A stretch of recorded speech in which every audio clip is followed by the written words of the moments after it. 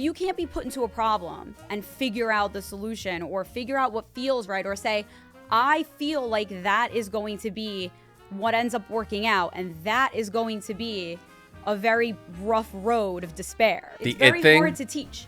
Well, that's what people call the it thing. Do you have it or you don't? No, I actually don't.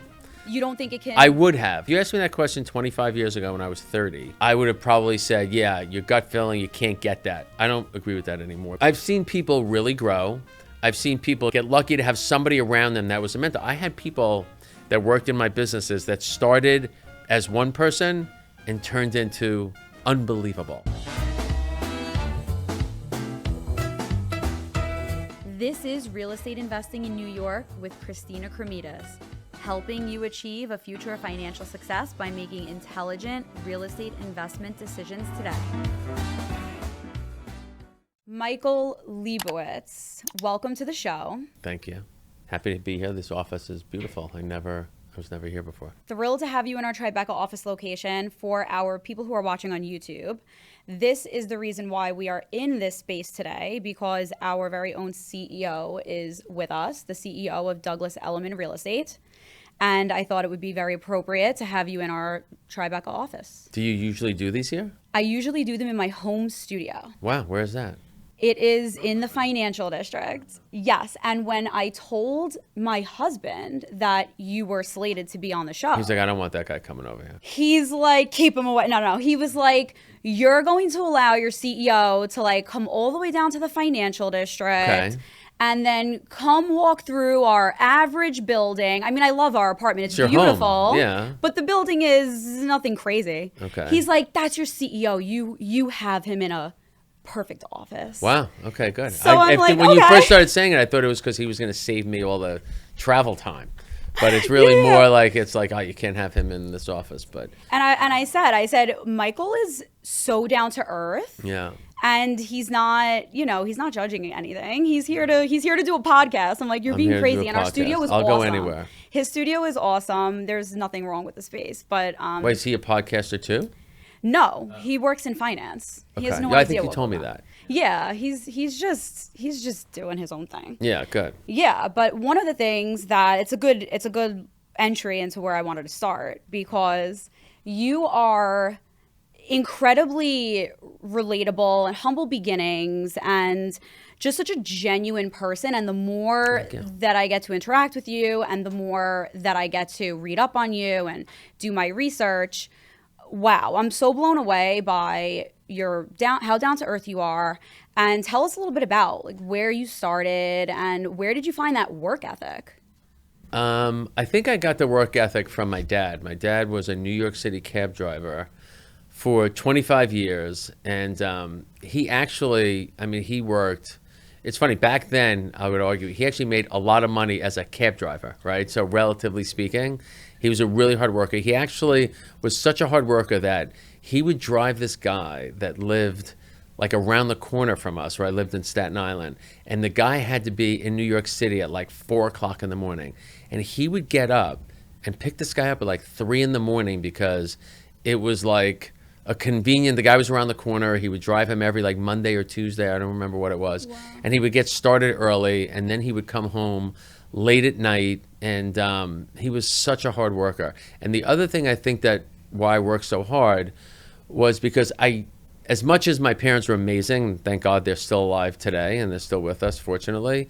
Mm-hmm. But I didn't want to live that life. Where were you? I was very motivated. I was living in Staten Island as a kid, mm-hmm. and I always kind of looked at I was a very dreamy kid, and I would always look and see what other people were doing, and somewhat, I really wanted to be a player on the field. I didn't want to be a spectator in my life, and I kind of got that at a very young age. And my mom would always say to me, "Stop dreaming." I used to say, "Oh, I'm going to get this car when I'm 22, when I'm 25," and it would drive her a little crazy because she thought I was going to be set up for disappointment. And now I'm a big manifesting person. I believe that I've manifested my whole life. I think you could manifest. I'm a believer in when you think it can be. Like the book The Secret, yep. I think is real, and I've seen that book. I've seen the movie. And I think I was manifesting when I was 10 and 11, not really knowing it. And I'll call it like a combination of dreamy and manifesting. So Love it. I feel like this is going to be the most incredible episode because you have every single facet of what people want to hear about from successful people. You really embody someone that just envisioned what they wanted in life and then did the work to get it.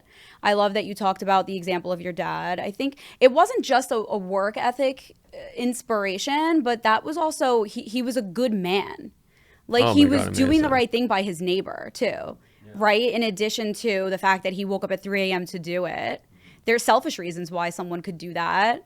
But this is like that. I think that's an incredible story, and it plays so well into how you operate in business today, which is always do the right thing. That's a big theme that you have. Yeah. Yeah. It's easy. It's like we were talking before we went on. And, I said, I don't like to prepare. I just like to get the question. It's really easy when you're just telling the truth, right? It's when someone's trying to position something about themselves or about a company or something that they're trying to sell that they lose their way, right? They forget, they make a mistake. If you're just going at it with the truth and what you actually really believe, and that's why I always believed we're all salespeople. I think I'm still a salesperson. And I always believe that I need to believe in whatever I'm selling in the product. And I need to believe in my company, my team, and all of that. And I had teams that worked with me forever that I still speak to all of them. And I really believed in all of them. And I really believed in what we were doing. And I really believe in what we're doing at Douglas Elliman. I really believe that we have a slice of the very large residential real estate business. I think we've got a high-end brand. I believe we can become a much bigger company internationally, but in a big way, and also domestically. And I really believe it. And the funny thing is, this isn't really about touting Douglas Elliman. I'm truly just giving you the truth. Q1 of this year, we just reported, and in 2024, we did 200 million in revenue. We did 253 in Q1. Now, listen, I think I'm a good CEO, and I think I work my butt off. But obviously, that 253, that increase, I'm here 6 months. That didn't all come from Michael Liebowitz. Okay, it came from. Maybe I contributed. I hope I did. I hope I did, or maybe we kept a lot more agents than anybody thought we would. I think we defied a lot of the odds, considering a transition like that. But the truth is, it speaks to the resilience of the company and the brand that we have, and the markets we're in. We're in all of the places, if you're a high-end luxury brand, that you should be. And the people before me, I want to give them credit, right? My predecessors did a lot of good things in that to get to have that base. Yeah, we do have that prestige heritage brand vibe to us. I always say we're like the Hermes of real estate companies. That's a great way to say it. Yeah. I feel like that's the vibe. We're at all of the right events. We're with the equestrians. We're down with the jockeys. We're there. We are where our clientele is, which I think is very important. It's the staple of doing that type of luxury business. And absolutely. So I think that there are some Elliman agents that might be listening that might not know your career prior to being here and how it happened, how you blew up in terms of your success from the beginning. This story blew me away. The ingenuity, but really just the expertise that you had, and you'll tell everyone what that was, but the gut feeling instinct of a good business person was always there. And I admire, this story is wild. Can you tell us about the insurance deal or the insurance transaction that you did that put you on the map? Yeah. I mean, it's interesting. I did multiple transactions, right, that I could argue were just as, valuable as, the others. Mm-hmm. But I'll give you the one that it wasn't the smallest. It ultimately ended up in the largest hit for me, even though I was involved in a company called National Financial Partners that I was one of the founders of. And we took that company public. And then I was there for about 11 to 12 years. Then it went private. Then it got sold for, $15 billion to Aon. But within that, and I think this is really, I want to kind of answer what you said because I think it's really relevant. When I was 23 or 24, I had a brokerage business. I was selling insurance. That's why I always go back to my sales nature. And I think as people, we all don't change, right? So when somebody says, oh my God, that person is so rich, Why are they so frugal? It's because honestly, we don't really change as people. Like I still live way below kind of my means in a way because I'm still that kid, right? That like grew up I'm still thinking about what I'm spending without in a way thinking about what's coming in. And I think we all kind of have that like mentality where I wasn't on a salary and all. And so I think I still have that in me. Right. That trauma never goes away. That trauma is not, that inner child is still here. That Michael Liebowitz in Staten Island at 15, is definitely, still here. But a really interesting story of how this one business got created that was called Harbor Group. That was an insurance consulting business to the commercial lending world. And I was like 23 or 24, and I was doing a favor for someone, a big brokerage client of mine. It's actually, the company is called GFI Realty. They're in New York City. They're a big owner. They own hotels and all that. And they were selling loans to Smith Barney and underwriting them. And they asked me to do them a favor and do the reps and warranties for the loan they were selling. And I would have been happy to do it for free for them, right? They were like a new client of mine. And I did the work for them. I think they made me charge them. I think it was $200, and that was it. And then they asked me to do another one. And then the guy that worked there ended up going to work at GMAC, which is in Horsham, Pennsylvania, obviously the finance arm of General Motors. And I go there and, I meet this lady and I try for it. And the reason I did it, and this is what you said about the gut instinct, was there was a business there in my mind. This business really didn't exist. CMBS was at the birth of commercial mortgage-backed security financing back then, CMBS. And it was Nomura and GMAC were the two big lenders. And I'm in front of GMAC. And I don't even think I realized it. I think I was just going there because I was a broker, right? No different than a real estate broker, that you've got a lot of time, right? You're selling and all that, but you have a lot of downtime. And I'm like, all right, let me do this too, in addition to my brokerage business. And I ended up meeting with her, and I was really young, and she said to me, like, I don't know how old you are, but, we're General Motors. We don't hire anybody. And I've told this story a bunch of times, but to kind of get to the point was I saw a business there, right? My gut told me there's something here. And the other thing was that because I was a broker, I always wanted credibility, right? I was a broker and I was selling a product, and like I perceived that people weren't giving me like credibility. And I was young, like I said, I was 23 or 24, but I wanted to like have credibility. I wanted to kind of own a market. I wanted to basically be perceived as a real thought leader. And these are all things I talk about now with Douglas Elliman. I mean, it's really exactly the same. Right. And I basically said to myself, there's a business here. I know there's something here, and it's going to put me at the table with all of these big real estate owners, right? I'm going to be like in the middle of this whole thing. And I saw it, and I ended up getting GMAC as a client. Obviously, it was a tremendous amount of work that went along with this vision and this dream and this opportunity. It was a lot of... People probably thought you were nuts. They all thought I was crazy. But I had a guy that worked for me that was a lawyer, okay, that I had hired out of a big insurance firm. And I said to him, you should run this, right? I was entrepreneurial already at that age. So you should run this. He didn't want anything to do with it. He was like, I don't think it's going anywhere. I like our broker. I just started my brokerage business, a couple of years earlier, a year or two earlier. It was growing. We were already doing pretty well. And he didn't want anything to do with it. And I'm like, all right, I'll deal with this one. And I dealt with it, and I ran with it, and it became a huge business. And then we did the consulting work for the World Trade Center. Obviously, we're in the neighborhood of that. Mm-hmm. And after the World Trade Center, the business became a staple where lenders like JP Morgan and Bank of America would not close a CMBS transaction without getting a diligence report.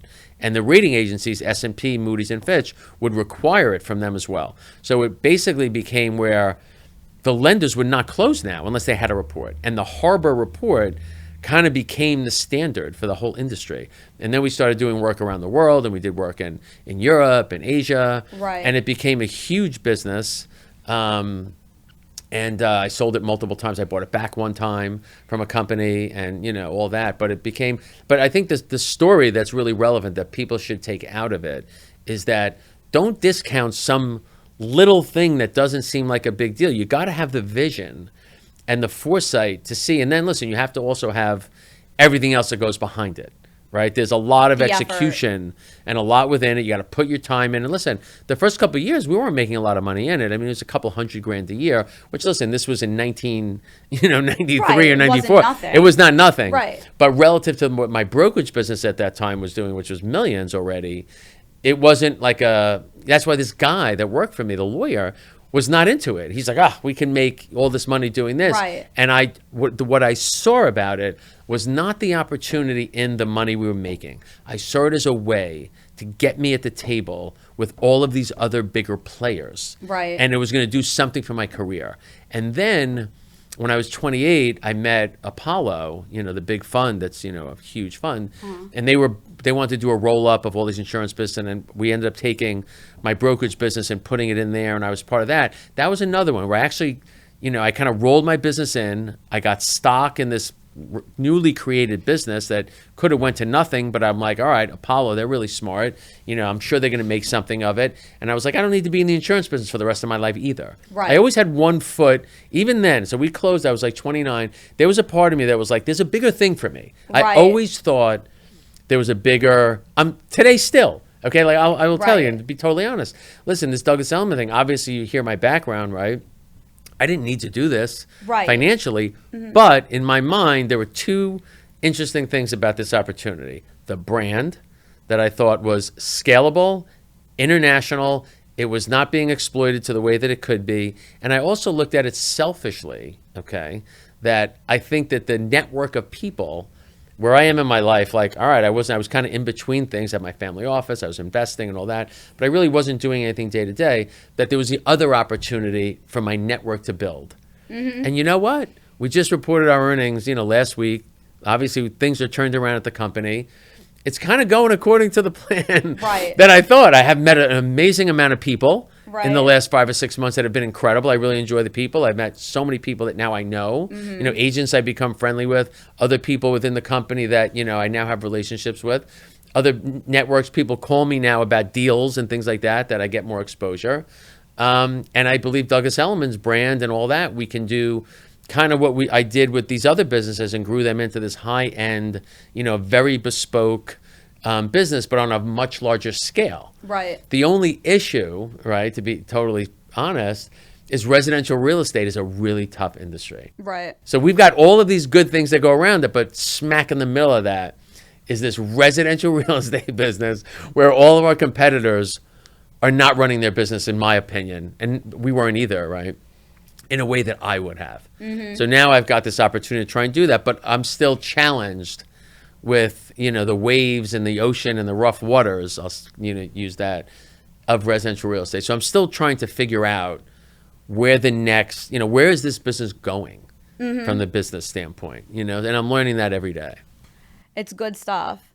So your story, I love that you highlighted the instinct, the just following your heart aspect of it and believing that the idea that you think is a good idea is actually a good idea. I think so many entrepreneurs have ideas and they just doubt themselves.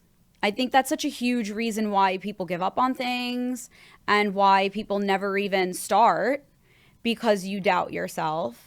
And this is such a great example of what happens when you stay focused on what you feel is the right thing. Well, you really, really you cool. actually have two sides of it, right? You have them, like you mentioned, that doubt themselves and all that, and then you have the delusional ones. Right, well, yeah. You have the entrepreneurs that they believe in their idea so much, and they're riding that thing all the way. And I love the passion, right? I respect it, but sometimes the business plan behind it, it does not match that dream or that delusion. Hardest worker on the wrong thing. Yeah. But do you have like a, maybe for someone that's suffering through that, do you have like a guideline of, after this much time, if it hasn't gotten anywhere, if you haven't gotten traction, you should probably give it up. Like, do you have anything like that? Yeah. Well, I think you have to, number one, be honest with your results. Right? Like we just talked about Douglas Elliman. Like I was a little delusional coming in. I'm like, all right, I could do this. Right. Now, if you really look at the face of all of these real estate businesses, they're not doing that well.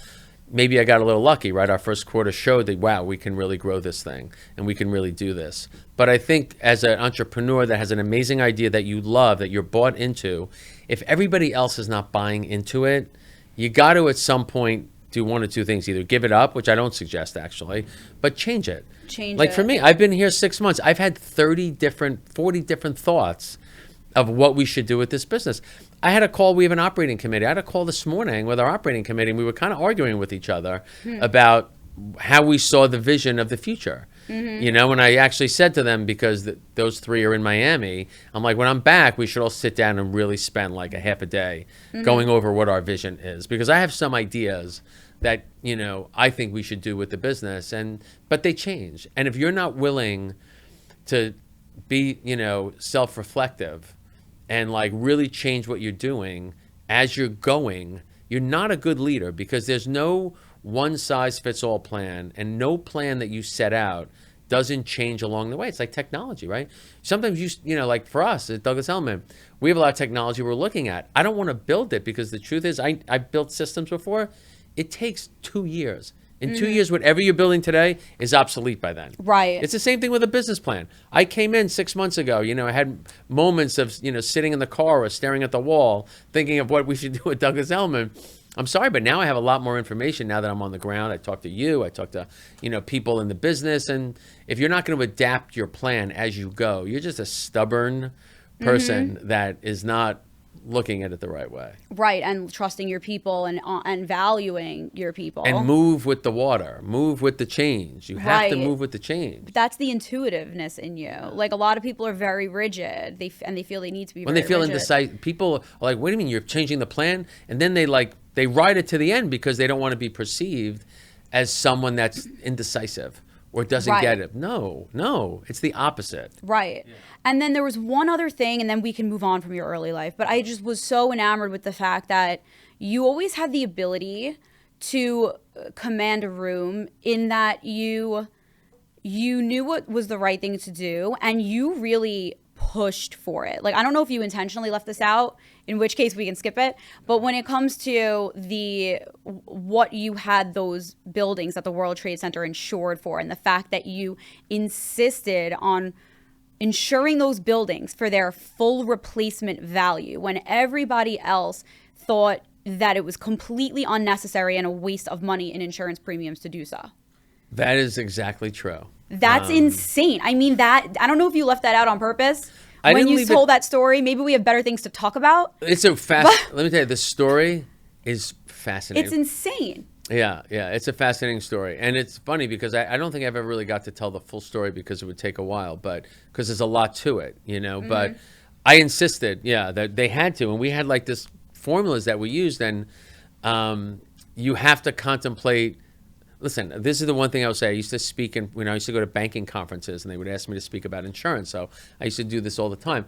And as the years went by, I'll never forget. Well, this is probably 10 years ago, because I haven't done it in 10 years. But I would always say, if you said to me 20 years ago that the amount of disasters and things that would happen in the last 20 years, I would have never believed you. Right. I'm going to the hurricanes. I'm going to 9/11. I'm going to tsunamis. Pandemic. I would have never. No way. I would have, and listen, I was already out of the business by the time the pandemic kind of came, right? I was out of that business already at that point. You know, we're at the tail end, but I would have never believed any of it. No. Okay, so like for me, as somebody that's managing risk for a big financial institution like a Goldman Sachs or a JP Morgan, I've got to basically insure against the total unknown. And, you know, they have all these what they call probable maximum loss studies. There's never a probable maximum loss study that I've ever seen that actually is accurate. I mean, Hurricane Sandy we had. Did anybody ever think Hurricane Sandy would hit New York in this area the way it did? And it did. And we had, obviously, you know, and just so you know, in that insurance business, we did 14,000 insurance diligence reports a year, and we did it for over 25 years. I never had one malpractice claim. Not one. That's incredible. They never had a malpractice claim. Okay. Incredible. It's you were unheard young of at the time when you did that. Yeah. That I was deal, 29 when the Trade Center thing and you're happened. sitting in a building with the CEO, the CFO, who's trying to say that they don't need to do what you want to do, and you're literally pushing someone at that level, at that age, Listen, to do what you knew was right. We had our the way we basically set it up, okay?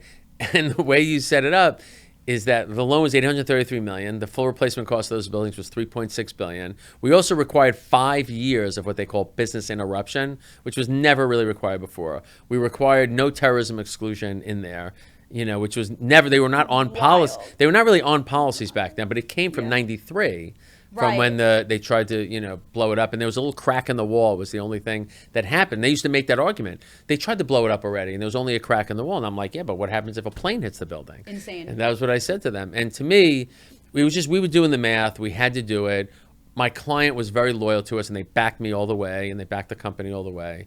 And it was a career maker. Insane. So when you push for what you know is the right thing to do, instead of skimping on your proposal, It would have been easier. It would have been right. If I would have said to GMAC at that time, hey, the loan's $833 million. Let's just buy $1 billion. It's enough and whatever. Yeah, I would have been. My life would have been a lot easier. And the way it worked was that the borrower, right? So Silverstein in that case pays our fee because it's a commercial real estate finance transaction. So the fee ultimately goes to the borrower. Okay, so I would have made this guy really happy. He would have saved $10 million, right? And if I would have charged him X dollars more, he probably wouldn't have complained when you go through the transaction. No, we had to do it. What if something happened? It was the largest loan GMAC ever made at that time. It was the biggest commercial mortgage-backed security loan ever done to date. Then there was just no way we could have screwed that up. Wild. There was no way, and we were not going to screw that one up. And look what happened. Yep. And this, on a normal everyday scale, right? For the people that are listening, who are entrepreneurs, we have a lot of agents that listen to the show. It goes to show, right? A lot of times when we're dealing with clients, your client may feel very strongly about something. And sometimes you want to agree with them, or you want to just be like, all right, you know what? I'm not going to fight this battle with you. But it's a good reminder to make sure that you're very clear about what you know is the right thing to do in those scenarios. And they will come back eventually thanking you. Sometimes it might not be immediate, but I do completely agree with you on that. It takes a lot to make sure that you're doing the right thing, and then to, just trust your gut on that. It's like the private listings thing, right? There's so much controversy on it. So much, yeah. We're not controversial on it. We're very serve the client and the pay takes care of itself. If you want to list something privately, great, that's okay. But we have to disclose it in a way that client really understands that they're not opening up their property to the rest of the world, so to speak, right? And what the ramifications are. And if they fully and truly understand it, and as agents we educate them on it, then it's okay. There's nothing wrong with it. Everybody has the right for choice. Right. I don't believe in denying choice. That's why we're for it. But we're not for it for some selfish business promoting reason. We're for it because we want to give the client choice, but we want to do it in a way that the client truly understands what they're doing. Now, going back to what you said, me kind of pushing back on it, there's also a nuanced aspect to everything that you do. Nothing is totally black and white. There's shades of gray in everything. So I think that you always want to do the right thing, and but you want to do it in a way that, the client understands you're also a deal person. Right? You don't want to be like some person that's sitting in a cave, right? That's can't get out of their own way. Falling on their sword, can't make it. At the end of the day, for us, nobody wins if the deal doesn't close, right? The seller doesn't get their money, the buyer doesn't get the property they want, the agent doesn't get the commission, the lawyer doesn't get the fee, right? So you have to be a deal person, and you got to make a deal happen, and you can do that in a way that's very credible, very honest, everybody understands what's going on, but don't be to the extreme either. We had consultants in our firm that would get a little soup Nazi-ish, right? You can't do that, right? Okay, and you got to do it in a way, and it's all about the message and how you deliver it, right? We don't deliver good messages all the time, but it's more form over the substance. It's a way of delivering the message that gets you what you want, and doesn't wreck the place at the same time. Yeah. So can we talk about the concept of exclusivity when it comes to client relationships? You had the ability when you were starting out in your career to gain exclusivity with big companies, even companies that had policies against using one resource or company for something exclusively. You were able to, with General Motors, for example, you got all their business, and we got all of it. It didn't start that way. Right. They originally went with 3. The same thing with Goldman Sachs and JP Morgan, and Goldman Sachs never used anybody but us. Right. We were the only ones they used. They actually, some of their bankers would get people are saying they only use them, and it would happen with JP Morgan and Credit Suisse and UBS and all these clients. But after a while, it became so self-evident even to the borrowers and to the market, and the rating agencies had such faith in us that they just, they may have had somebody on their alternative list, but they never used them. We literally had 90% market share. But what it really also was, okay, I was such a lunatic, okay, in being responsive, being there. I would do it, and all of our people would be like replicas of the way I was, where like, you could go use this other, you're just not going to get out of them what we're doing. Like, Right. like if, like you want to leave us, our firm, okay, but you're not going to get Where people you going? responding Right. at 10 o'clock at night. You're Yeah. not going to get the expertise that we give. So it was the work that we did that spoke for itself that really kind of eliminated the potential for us to have competition in that small area of what Right. we did. And you answered my question, which was, in the real estate business, exclusivity is such a huge topic of conversation, and getting your clients exclusivity is a huge thing that every real estate agent is working for, right? We all want our clients to be exclusively working with us. And a lot of times agents get really upset when they find out that their client got lost with another agent, or I call it cheating on me. I'm like, you're not going to cheat on me. But I think that you answered the question, which was going to be, how do you achieve exclusivity? It's not just saying, oh, we're supposed to be exclusive. Well, I think it's the everyday. You earn the exclusivity. But listen, this is what I would say, and for all the agents that are listening, it would drive me batty. Okay, like if I heard that there was another firm working, I was so. I mean, it was like territorial. Like I was insane. Right. Like literally, like I said, we did 14,000 transactions a year, so it was a big business. And I'm sorry, but like for me, if we didn't have every single deal from every single bank that we work, it would, like, if one deal there was like someone that was a co on it with us, I would be.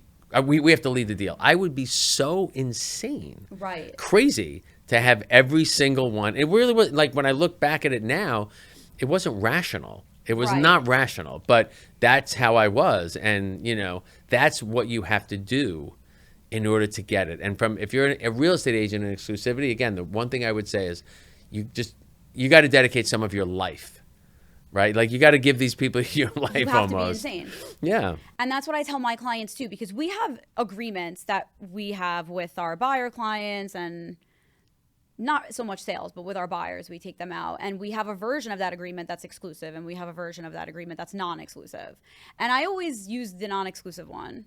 And I tell them, I said that, some agents ask for an exclusive relationship, but I don't need you to sign a contract to continue working with me. My clients continue working with me because where else are you You're doing what you're going? doing, correct. Right. Like, if I'm checking in on you every day, you don't really have a need to end up with someone else. Like, you can get it here. So I like that, and that's how my team works, is we are just all over it, right? If you're all over it, the other person, your client doesn't have a need or the opportunity really to get lost. Yeah. But here's something interesting, right, for me, just kind of telling you how I used to be crazy, insane. Yeah. Okay. So I come to Douglas Elliman. Okay. I'm here. And now, obviously, I walk into a new situation, right? There was some change. So obviously, you're not going to keep every agent, but I'm still the same mentality that I was in my other business, where I was this territorial lunatic that that never could not accept any failure, would want to win every single situation down to the granular way. And now I've got agents calling me like, hey, I'm leaving because of whatever. Okay. Or I want to leave because I got a better deal over there, and I don't want to deal with uncertainty, and I don't know where Douglas Elliman is. So for me, I'm like literally saying to myself, this is like a week or two in, and I'm calling all these agents, as you probably know. I'm like, oh my God, I'm like back in this thing again. I'm back in this scenario of trying to keep every single thing and like winning every one, and I can't, to me, I like losing is just not I'm not used to, I'm used to being the winning team. Right. Okay. So this is like, holy crap. Like, Right. Oh my God. So it was like, the beginning was like, like, obviously I can't take it personally. It wasn't really all me, but I do take things, it is personal to me in some ways. So the first couple of months was like, when I would hear like this agent left or whatever, it still a little bit drives me. It's not now, it's been really pretty good. We've actually have agents that left. Actually, I'm speaking to them, want to come back. Coming back. Yeah, they're coming back. I spoke to one yesterday that wants to come back. Well, the grass is not greener. It's not always greener. That's the thing. Yeah, They well, I make you think a lot of promises when you go to other they companies. do. And I think in fairness, listen, there was some uncertainty within that slice of time. I think now everybody sees that uncertainty is really gone. They see our financial picture. The company's not going anywhere. It's actually doing pretty well and all that. But for me personally, It was tough. I mean, like, for me to get a call from a manager or one of our CEOs and be like, this one wants to leave. And I would always be like, get me involved, get me involved. I would be like, let me get on the phone with them. I'll go meet with them. Like, and there were a bunch of people that left that I never got to speak to. This agent that left yesterday that I'm talking to about coming back, I never spoke to her. And I said to her, I'm like, I was so disappointed I didn't get to speak to you. She goes, well, we went one time to dinner for a little bit and that was it. But it's been hard for me in that sense because I'm so used to winning and not having any losses at all and having that. And listen, you go into a big situation like this with 7,000 agents and people and employees. I don't want to lose a single one. And I think I can do anything, right? I think I'm like superhuman and I could save the world. And you have to get to a point when you're running a company this big with this many agents, there are things that really have nothing to do with it. Even though I know it didn't have anything to do with me, obviously I came in after, but still, I don't like to lose. Right. Ever. Right. Ever. I don't like to lose. Right. But also you're a people person and your relationship with your people is one of your foundational thing you really pride yourself on. So I feel like I can totally see how you would be really upset with that going on. But when it comes to looking at agent talent, for example, and let's say you're deciding who are you really going to go crazy to keep a hold of or to get new, right, from other places. And there were some agents I didn't try to keep. Right. So what are you really looking for? Like, what is your perfection definition of someone that you would do anything to have at your agency? I think that's a tough question, only in the sense that I think it's truly person specific, right? Okay. Like if you said to me, there was this great agent that did $300,000 in GCI, okay, which relative to what Douglas Elliman does, that's not a large number, right? I want that. If they're a quality person, okay, and they can grow their business, we want that person.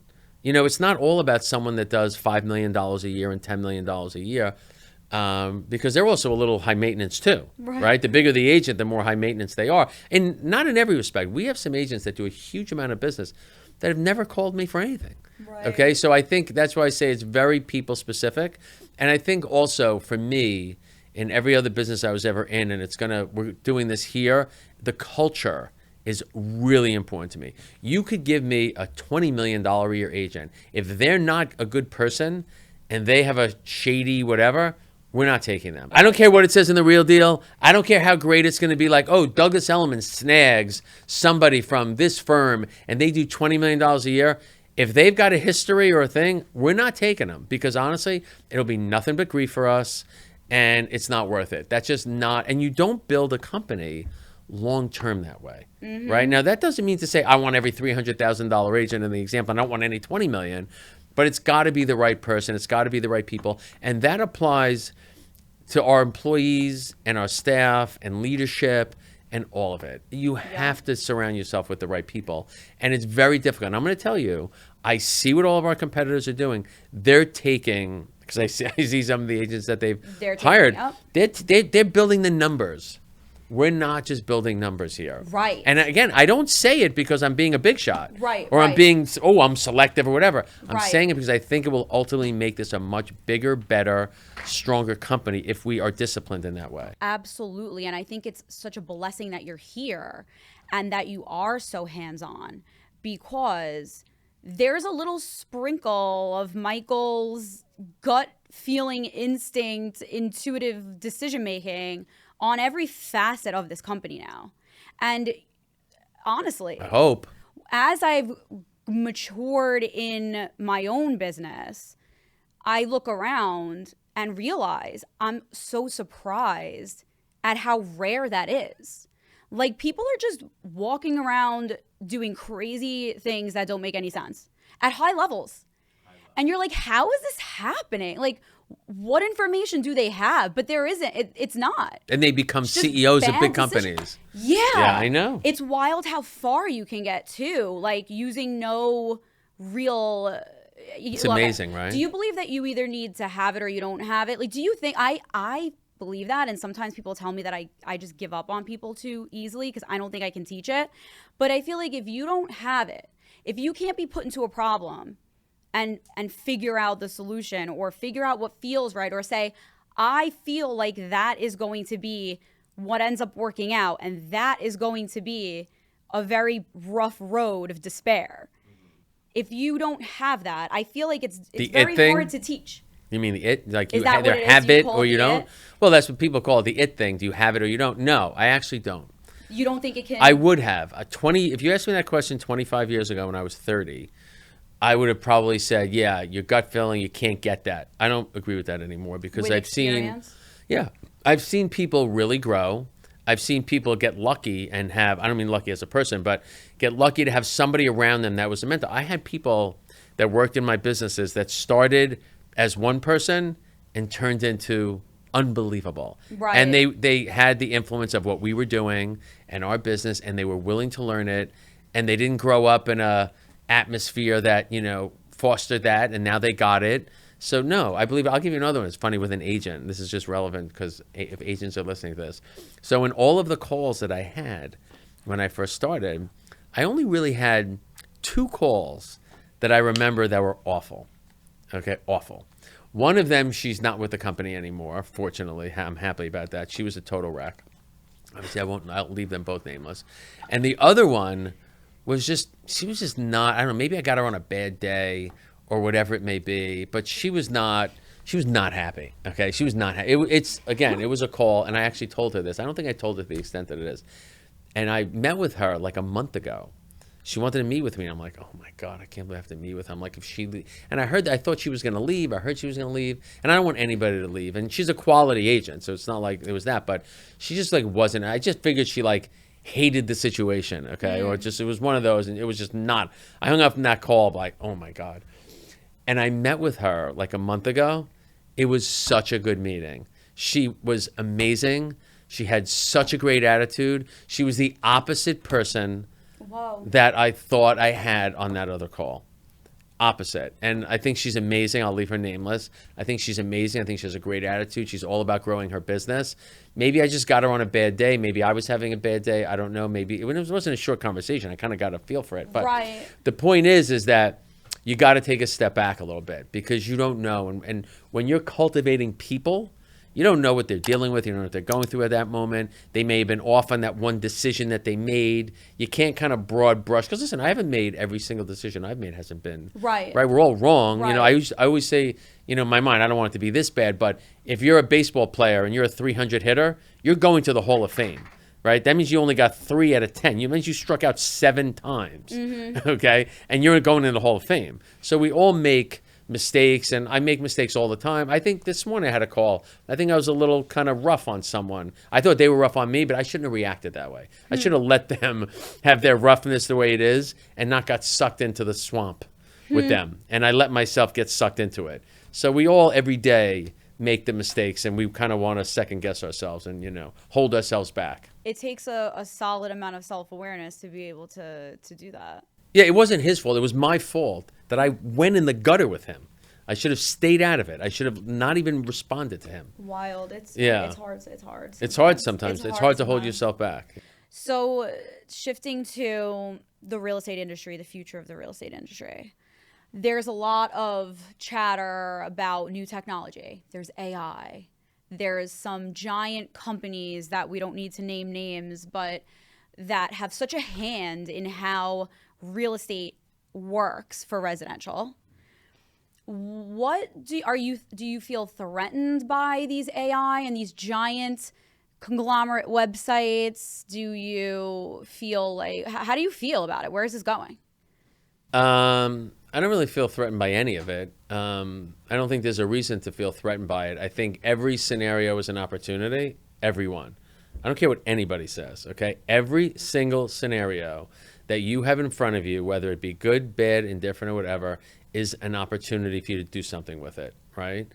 And the scenario that we are in, we have a huge opportunity because of the place that we are. Now, listen, if I was the CEO of one of those other businesses, I would see the opportunity there too, right? I would look at it to be like, well, I've got X number of agents, I have a bigger share of the market, and I can do this. I'm at Douglas Elliman, and I'm not positioning it for that. It's just where I sit.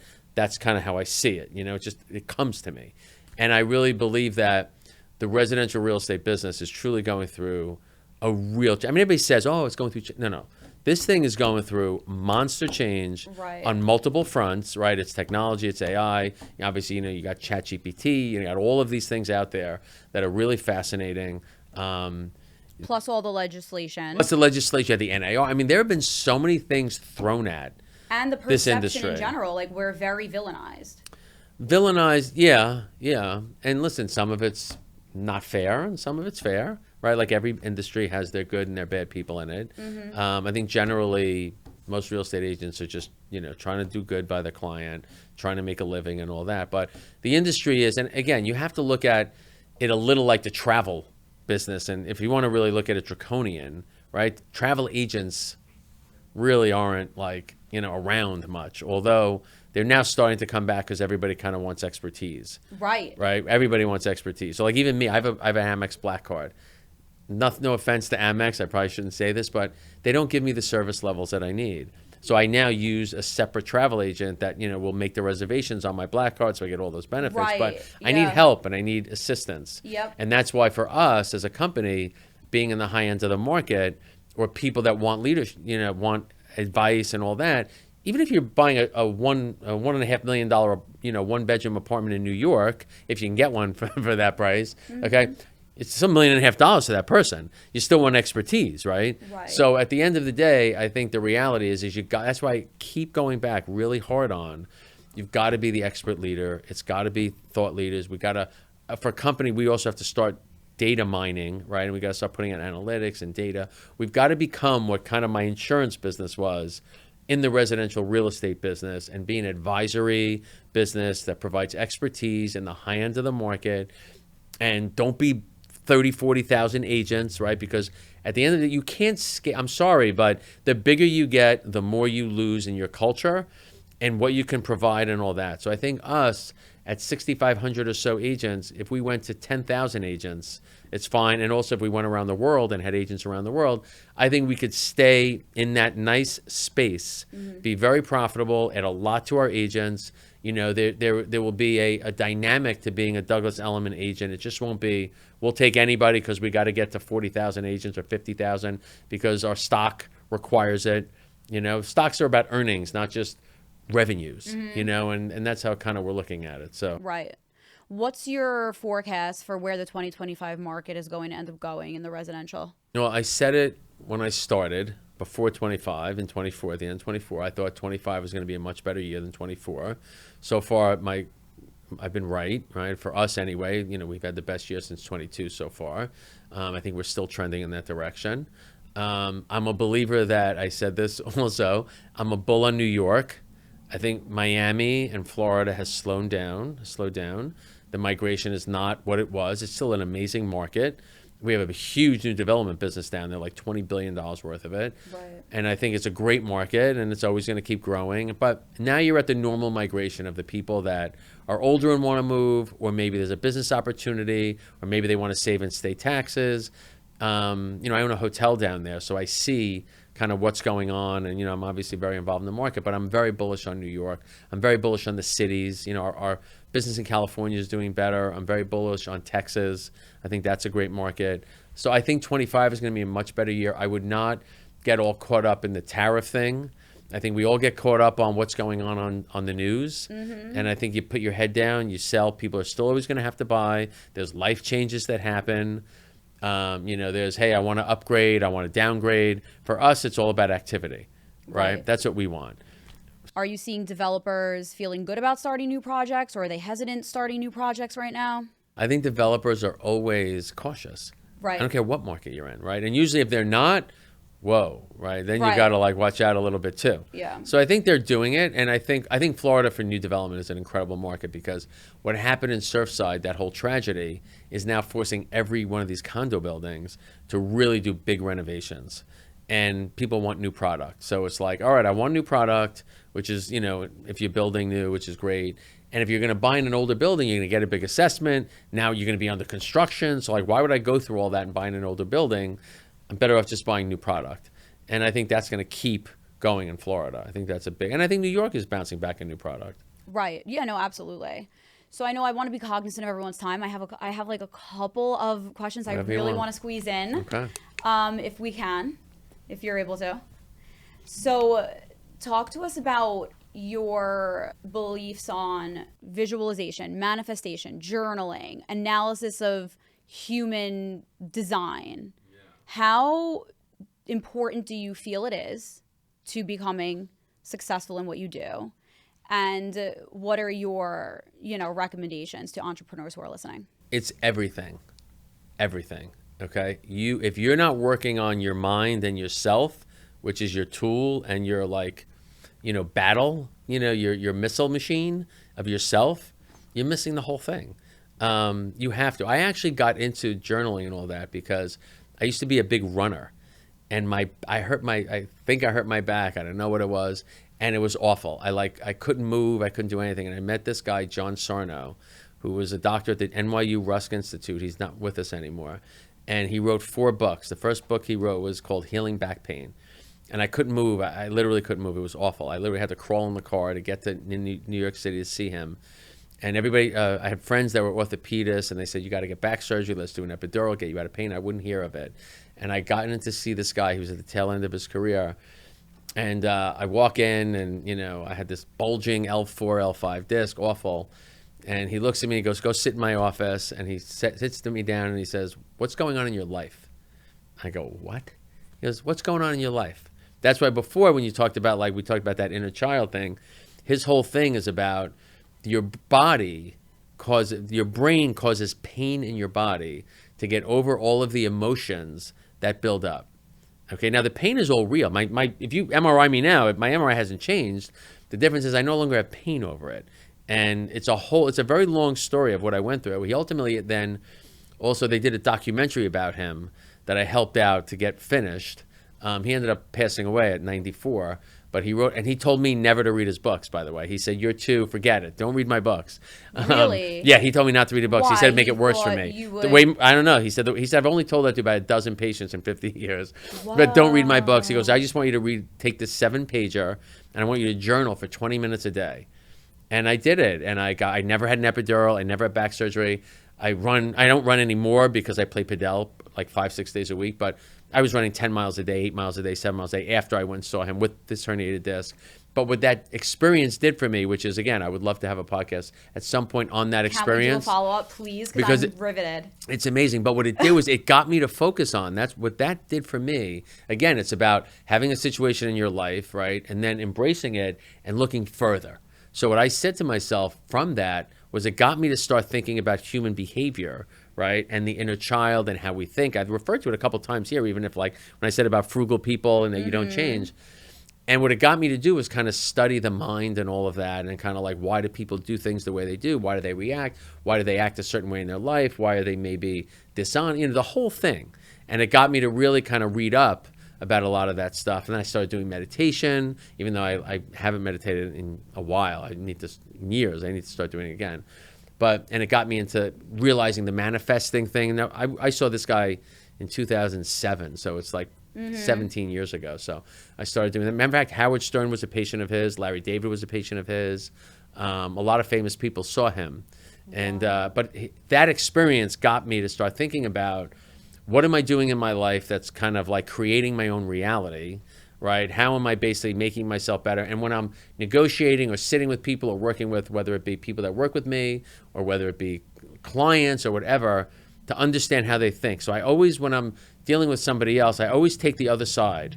And I always think, well, how did they want to hear this, right? What's important to them, right? A lot of times people go in a sales pitch and they talk about their proposal. Well, you can't do that unless you understand what's clicking in that person's mind, because ultimately you're selling that person on yourself, right? And everything is that, right? Dating, right? You go out on a date, right? You're almost selling the other person on whether you're a great person or not. Are you attractive or not? Are you appealing? Are you confident? All of that, right? And it's also confidence, right? Confidence is it. If you walk into a meeting and you're confident, the content is almost irrelevant. People feel your energy. They see it. They see what you're all about. There's so much of that. And what I got out of that experience was it got me to start thinking there. And then I went to a meditation here. I was actually in New York, and there was a meditation place. This was about 10 years ago. And I'm waiting to go in. I'm staying there, and this woman walks over to me and she goes, "You should read that book." I didn't know her. I never met her. Nothing. She just literally walks over to me and says, "You should buy that book." I was staring down. I wasn't even looking at the book. I pick it up and it's Joe Dispenza's book, Breaking the Habit of Being Yourself. And I'm not really a big book reader. Okay, I'll read like 10 pages of something. I'll watch a YouTube. I'll read a magazine. That kind of Google today, not magazines, but you know what I mean. I was that kind of reader. And what fascinated me, what got me to read the book, was the name of it, Breaking the Habit of Being Yourself. And I thought of all of the things about myself that I didn't like, that I thought was either or not what I want them to be, maybe not being confident in my mind, because we all are insecure in a way. I'll tell you a funny quote that I think is really interesting. It got me to be like, I wanted to change myself. I thought I needed to do better in every single thing that I was doing. And I'm like, I'm like a failure almost. Which is such a flaw of successful people because you're always it's imposter syndrome. It's imposter syndrome. So that book got me to read it, got me to think even more. That Dispenza guy got me thinking about more concepts. He's next level. I'm in the middle. But he's very complicated. Like I like it simple. He's complicated. I'm reading his Becoming Supernatural book. Yeah, I don't know if you saw that one too. But it's like a textbook. But anyway, finish, please. And also like Tony Robbins. When I was like a kid, I'll just give you how long ago it was. I used to listen to his cassette tapes in my car. Wild. And I would get like little things. So I was always trying to do things and really work on myself, how I do things and all that. I think it's the most important thing you can do. I don't know what else you can really say that's, as important as that. But the thing I wanted to say with the quote when I talk about the confidence thing, it's true. I was watching a thing with Oprah once. She used to do these things, soul, whatever. And Brene Brown was on it, who's a really fascinating, another mind person. I've read a lot of her stuff. And Oprah said she could interview Michael Jordan, Nelson Mandela, Bill Clinton, all these people. At the end of the interview, the lights go off and everybody says the same thing. How did I do? And what that means is the most successful people in the world that everybody is in awe of, they're also a little insecure. No matter how you get to, and no matter where you go, if those people that I just mentioned are looking for validation after an interview, they're human too, right? So when you have an opponent, just remember that opponent you're going against, don't naturally think they're smarter or better than you. They've got the same issues. I don't care who they are. They're insecure too. They have, imposter syndrome in some respects. But always put yourself in the position of not putting them on some pedestal and making yourself more nervous. They are just like all of us. And when you're dealing with people, and I think for a lot of people, you meet very successful people in your career as a real estate, and you're like, oh my God, I'm showing this house to them. They went through the same freaking issues as a kid, and they're still dealing with them. Believe me, the majority of people are screwed up. Okay, I promise you. So funny. We all have a lot of issues. Okay, just go on Instagram, you'll see all the issues. Words of wisdom coming from It's you. the I'm truth. like sad that we have to wrap. So, but you know what's funny too? I have a phenomenal client of mine. Did a number of deals with this person, and he's beyond like, next level. Can't even tell you the number of zeros on the balance sheet. So he said to me once, he's like, "How did you end up this way?" He's like, "I think I ruined my kids." He's like, "My kids don't do this." It's true. I'm like, it's funny, everyone's thinking from their own point of view. So interesting, Michael. Oh my gosh. So at home, are you just as awesome? Like, are you like? I'm not. I appreciate like, I appreciate the compliment. With you, are you like dropping insane words of wisdom? It's funny that you actually bring that up. I have two sons. They're 27, 25, and they're actually amazing kids. They're really great people. Okay, and I actually try and dial it back. Because you don't want to be someone, even in my everyday, I don't want to be someone that's sitting there like telling, oh, you should this, I'm not, what am I? I'm still learning too, right? Like you say so? No, listen, I remember saying to this guy Sarno, okay, because, I would call him every once in a while. And I thought I had all these issues I need to deal with and whatever, like everybody else. And I said, Dr. Sarno, so when am I going to get to the point where I don't have to worry about it? And he goes, Michael, it only takes a lifetime. And what does that mean? It's like we're all a work in progress. I'm a work in progress. Believe me, I'll walk out of here. I'll get in the car. I'll probably have some text message that'll be like, oh, my God, I can't believe I'm dealing with this now. And then all of a sudden you're back to square one. Yeah. You feel like the way you feel is like. And you feel like you're back to ground zero. And I think we all feel that way. That's why within all of the turmoil, you have to try and keep it in perspective. And I don't. Believe me, I let things bother me and I let it drive me crazy. And I'm like, oh, I can't, whatever. I think we all have that. And I think the most important thing is realizing we're all in the same thing, no matter what level we're at, no matter what it is. It's truly all relative. But you got to try and keep it in perspective, because you're only, you got one life here, and you're not going to be as effective if you're stressed out. Right. You're just not. But it's hard. It's hard to do. And it's a daily, that's why, like, you see like a Richard Branson, all them, they get up at 4 a.m. and they do all this mental work for 2 hours. You know, I don't do that. I don't do 2 hours of mental work. I get up in the morning, I get coffee, I watch CNBC, I look at my emails. Right. I do a little bit, but, people are doing a lot more than I'm doing. So wild. Wow, Michael. Oh my gosh. I'm like, I can't wait for this episode to air. I'm like freaking. So your very last question, and then we will close it out. If you had someone, a lot of our listeners are real estate investors, obviously, given the name of the show. If you could tell our real estate investors one piece of advice for maybe what their next move could be, or what to keep in mind when making a good decision in Manhattan real estate, or Brooklyn, New York, whatever, what is it? Well, I would just say there's two things, big picture, right? Obviously, location, everybody says, but it's also timing. You could buy the greatest location in the world at the wrong time, and it's not good, right? Mm-hmm. So you got to make sure that you're, number one, that you're located. Like, I own this hotel in Miami. I bought it because it's, in my mind, in one of the best locations in Miami Beach, bar none. It sits on the water. You're never getting rid of it. I remember when I went to see it, I looked back at the water. I'm like, they're never moving that, right? As long as I have a piece of waterfront property like this, I'm going to be fine ultimately. And I think the location is a huge thing. But obviously, I think if you're a real estate investor, and for me, investing in anything, you should be opportunistic. Do it because there's something there that creates that great opportunity. Unless you're like an income investor and you're buying it for a 4 or 5% return and you got 40, 50 years and you're thinking that way. But I think most of the real estate investors that will be listening to the show are entrepreneurial real estate investors, right? So you got to find, what's the angle? There's got to be some angle in that deal that you see that others are not seeing, right? Maybe you have a relationship with some big tenant that you're going to, if it's commercial, that you're going to bring in. If it's a residential investment, there's gentrification going on in the neighborhood or something. But you always don't just buy a piece of real estate because you think it's whatever. Make pretty, sure, yeah. And again, a lot of unforeseen things are going to happen. It's just the way it goes. So make sure the return is not too thin. If you need a 10% return, don't buy it because you think it's a 10. Buy the try and get the property that's got an 18, right? Because things are going to go wrong. It doesn't always go where that 18 may end up as 10. Right. Good to know. Thank you so much, Michael. This was absolutely incredible. I know that people are going to want a part 2, so I'll be bothering you soon. My pleasure. Thank you so much. We appreciate it. Thanks so much. Pleasure.